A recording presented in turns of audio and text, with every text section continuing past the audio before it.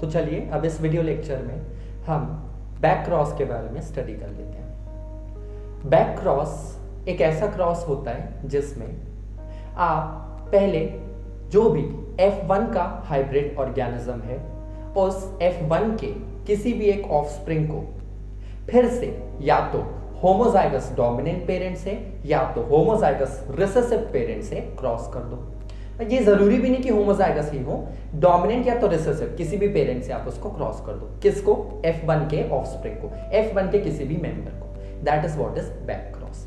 अगर किसी homozygous recessive या लेट अस से होमोजाइगस हेटेरोजाइगस का कॉन्सेप्ट नहीं लेते हुए सिर्फ अगर हम रिसेसिव या फिर डोमिनेंट का कॉन्सेप्ट लें, तो मान लीजिए कि कोई एक पेरेंट है जो रिसेसिव है और उसके पास कोई बेटर कैरेक्टर है, या फिर दूसरी तरफ मान लीजिए कि कोई डोमिनेंट पेरेंट है और उसके पास में कोई बेटर कैरेक्टर है, मगर वो कैरेक्टर F1 के मेंबर में नहीं आ पाया।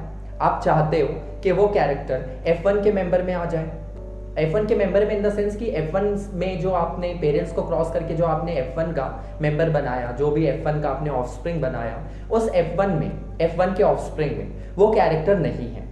आपको कई जेनरेशंस तक ऐसे बैक क्रॉस करते रहना पड़ेगा, तो आपको अल्टीमेटली वो कैरेक्टर मिल जाएगा जो या तो आपको डोमिनेंट पेरेंट में मिल रहा था या तो रिसेसिव पेरेंट में मिल रहा था। तो बैक क्रॉस का सिग्निफिकेंस क्या है? आप उस किसी भी ऑर्गेनिज्म में वो इंपॉर्टेंट ट्रेट या फिर कैरेक्टर चाहते हो कि आ जाए, तो वो कैरेक्टर लाने के लिए हम बैक क्रॉस करते हैं। बेसिकली बैक क्रॉस का सिग्निफिकेंस यही है कि आप उस ऑफस्प्रिंग में वो कैरेक्टर लाना चाहते हो जो उसमें नहीं है, पर वो ज्यादा डिजायरेबल कैरेक्टर है जो आप चाहते हो उसमें होना चाहिए, मगर वो उस ऑफस्प्रिंग में नहीं है या किसी इंडिविजुअल मेंबर में नहीं है। तो आप क्या करोगे? आप उस ऑफस्प्रिंग को या तो डोमिनेंट पेरेंट से या तो रिसेसिव पेरेंट से क्रॉस करोगे। अब ये डोमिनेंट लोगे या फिर रिसेसिव लोगे, ये किसके ऊपर डिपेंड करेगा कि किस पेरेंट के पास में वो बेटर कैरेक्टर प्रेजेंट है, वो डिजायरेबल कैरेक्टर प्रेजेंट है जो आप चाहते हो आपके ऑफस्प्रिंग में आ जाए। यही है बैक क्रॉस का सिग्निफिकेंस। और बैक क्रॉस में आप आपके F1 जेनरेशन के मेंबर को या तो डोमिनेंट पेरेंट से या तो रिसेसिव पेरेंट से क्रॉस कर देते हो। इसीलिए हम कहते हैं कि बैक क्रॉस ब्रीड इंप्रूवमेंट के लिए या बेटर कैरेक्टरिस्टिक्स इनकॉर्पोरेट करने के लिए यूज होता है। तो अगर हमें किसी इंडिविजुअल में बेटर कैरेक्टरिस्टिक्स डालनी है तो हम क्या करेंगे? बैक क्रॉस का इस्तेमाल करेंगे। इसका एक बहुत सिंपल एग्जांपल मैं आपको देता हूं कि हम अपने नॉर्मल कल्टीवेटेड क्रॉप वैरायटी को कई बार वाइल्ड वाली क्रॉप वैरायटी के साथ में क्रॉस करवाते हैं। रीजन, जो वाइल्ड वैरायटीज होती हैं उनका रूट सिस्टम काफी स्ट्रांग होता है, उनका डिजीज रेजिस्टेंस काफी बेटर होता है क्योंकि वो नेचुरली वाइल्ड वैरायटीज होती हैं। तो better routing system, strong routing system and better disease resistance ये आपके नॉर्मल डोमेस्टिक क्रॉप में नहीं होता है। तो आप क्या करोगे? आप अपने नॉर्मल वाले क्रॉप को वाइल्ड वैरायटी वाले क्रॉप के साथ में क्रॉस कर दोगे। तो जब आप ऐसा करोगे तो आप बेसिकली क्या कर रहे हो? आप बैक क्रॉस कर रहे हो। मान लीजिए एक और एग्जांपल ले लीजिए कि कोई भी एक दो पेरेंट्स के बीच में आपने क्रॉस किया, उससे आपको F1 जनरेशन का मेंबर मिला, पर इसमें मान लीजिए डोमिनेंट पेरेंट के पास में कोई बहुत अच्छा कैरेक्टर है, मान लीजिए टॉल हाइट का कैरेक्टर है, मगर ऑफस्प्रिंग में फॉर एन एग्जांपल ये टॉल हाइट वाला कैरेक्टर नहीं आ पाया। जस्ट टू अज्यूम, मान लीजिए कि नहीं आ पाया, तो आप क्या करोगे? आप इस F1 के ऑफस्प्रिंग को वापस से डोमिनेंट पेरेंट से क्रॉस करवा दोगे। That is what is meant buy back cross. और बैक क्रॉस क्यों सिग्निफिकेंस है? बैक क्रॉस की मदद से आप किसी इंडिविजुअल ऑर्गेनिज्म में वो डिजायरेबल कैरेक्टरिस्टिक्स इनकॉर्पोरेट कर सकते हो जो उसमें नहीं आई है और आप चाहते हो कि वो कैरेक्टर उसमें हो। तो हम क्या करेंगे? Back cross. Let us simplify back cross using a simple example. Actually हम हर बार जो सबसे सिंपलेस्ट एग्जांपल लेते हैं वो लेते हैं स्टेम हाइट का in case of P plant, जिसमें हम पढ़ते हैं कि होमोजाइगस डोमिनेंट होता है टॉल वाला और होमोजाइगस रिसेसिव होता है डॉर्फ वाला। मान लीजिए कि एक क्रॉस में हम दो पी प्लांट के बीच में क्रॉस करवा रहे हैं, जिसमें एक pea plant heterozygous for tall है और दूसरा पी प्लांट होमोजाइगस रिसेसिव है। So let us consider the example. Let us say that a heterozygous tall parent, heterozygous tall यानी capital T small t is crossed with homozygous recessive। यही same condition हम लोग test cross में भी पढ़ चुके हैं और हमने पढ़ा था कि हमें 2:2 का रेशियो मिलेगा which could be simplified to 1:1, जिसमें F1 में इस क्रॉस के लिए 2 ऑफस्प्रिंग्स यानी 2 हाइब्रिड्स टॉल होंगे और बचे हुए 2 हाइब्रिड्स ड्वार्फ होंगे। Now let us also consider कि इस एग्जांपल के लिए जो टॉल हाइट है वो एक बेटर, एक मोर डिजायरेबल कैरेक्टर है और हम चाहते हैं कि हमारे सारे ऑफस्प्रिंग्स में वही कैरेक्टर आए। तो यहां पर इस केस में तो आप देख रहे हो 2 ऑफस्प्रिंग्स में तो टॉल वाला कैरेक्टर आ गया पर 2 में नहीं आ पाया।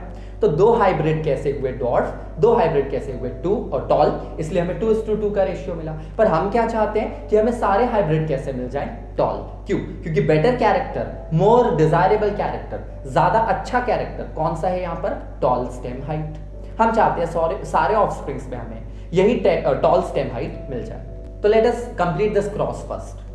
जब आप capital T small t cross with small t करोगे तो आपको क्या मिलेगा? Capital T small t cross with small t आपको मिलेगा कैपिटल T स्मॉल t और दूसरा small t small t small t small t small t small t small t small t, जिसमें ये दोनों कैपिटल T स्मॉल t वाले toll होंगे और दोनों स्मॉल t वाले डॉर्फ होंगे, because these two are heterozygous for tall and these two are homozygous recessive, यानी they both would be dwarf. हम चाहते हैं कि हमें सारे ऑफस्प्रिंग कैसे मिले? टॉल। तो अब आप क्या करोगे? आप इस होमोजाइगस रिसेसिव ऑफस्प्रिंग को होमोजाइगस डोमिनेंट पेरेंट से क्रॉस कर दो अगले जनरेशन के लिए। आई एम रिपीटिंग, इस होमोजाइगस रिसेसिव पेरेंट में टॉल कैरेक्टर लाने के लिए इस होमोजाइगस रिसेसिव पेरेंट को होमोजाइगस डोमिनेंट पेरेंट से क्रॉस कर दो। क्या ऑब्टेन होगा? सारे 4 offsprings capital T small t genotype वाले होंगे।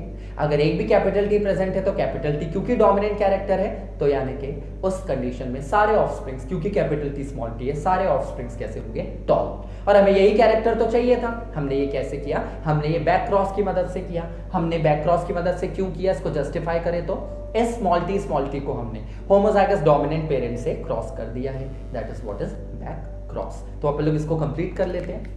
लेट अस से दैट हम ये वाला अब ऑफस्प्रिंग ले लें, इसको हम आगे क्रॉस कर दें। सो let us show small t crossed with capital T, यानी इस होमोजाइगस रिसेसिव को आपने होमोजाइगस डोमिनेंट पेरेंट से क्रॉस कर दिया। Capital T, what would be obtained? It would, the genotype combination would be capital T small t, कितने मिलेंगे आपको?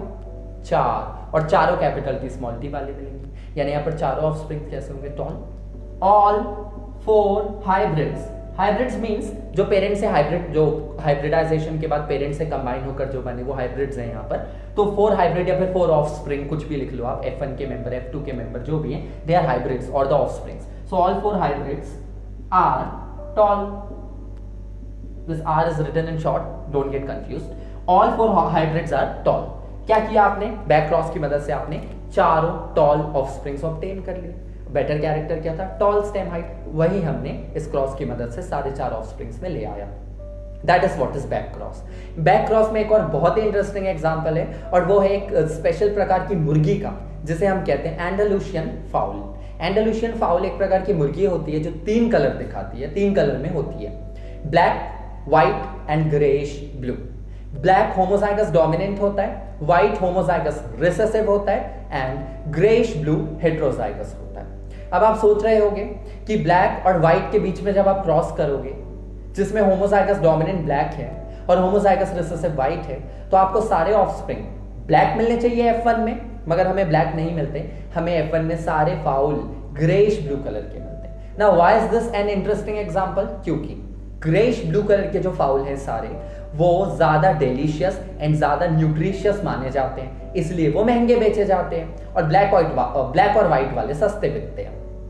अगर आप होमोजाइगस डोमिनेंट यानी ब्लैक वाले फाउल को होमोजाइगस रिसेसिव यानी व्हाइट वाले फाउल के साथ में क्रॉस करो, तो आपको F1 में सारे मेंबर्स ग्रेइश ब्लू कलर के मिलते हैं। हमें अगर सारे ही ग्रेइश ब्लू कलर के फाउल चाहिए तो हम क्या करें? हम बार बार होमोजाइगस डोमिनेंट यानी ब्लैक वाले को होमोजाइगस रिसेसिव यानी व्हाइट वाले से क्रॉस करते जाएं। हमें चारों ऑफस्प्रिंग बार बार कैसे मिल जाएंगे? ब्लूइश और ग्रेइश ब्लू कलर के मिल जाएंगे, और वो ग्रेइश ब्लू वाले ज्यादा महंगे बिकते हैं। तो एंडालुसियन फाउल का जो एग्जांपल है वो हम बाद में इनकम्प्लीट डोमिनेंस में भी स्टडी करेंगे। अगले वीडियो लेक्चर में हम, या उसके भी बाद हम इनकम्प्लीट डोमिनेंस को डिटेल करेंगे लेटर ऑन। तो आपको इनकम्प्लीट डोमिनेंस से एंडालुसियन फाउल का एग्जांपल और ज्यादा क्लियर हो जाएगा। तो बैक क्रॉस की मदद से आपने क्या किया? आपने ब्रीड को इंप्रूव कर लिया। तो बेसिकली हम बैक क्रॉस क्यों करते हैं? ब्रीड को इंप्रूव करने के लिए और किसी भी इंडिविजुअल हाइब्रिड में या ऑफस्प्रिंग में या किसी भी इंडिविजुअल ऑर्गेनिज्म में वो कैरेक्टर इनकॉर्पोरेट करने के लिए जो कैरेक्टर ज्यादा डिजायरेबल है, ज्यादा बेटर है, मगर ऑफस्प्रिंग में वो कैरेक्टर आ नहीं पाया, तो आप बैक क्रॉस की मदद से वो कैरेक्टर उस ऑफस्प्रिंग में इनकॉर्पोरेट कर सकते हो। बेसिकली बैक क्रॉस की मदद से आप ब्रीड को इंप्रूव करते हो। Now in the next video let us detail about reciprocal cross.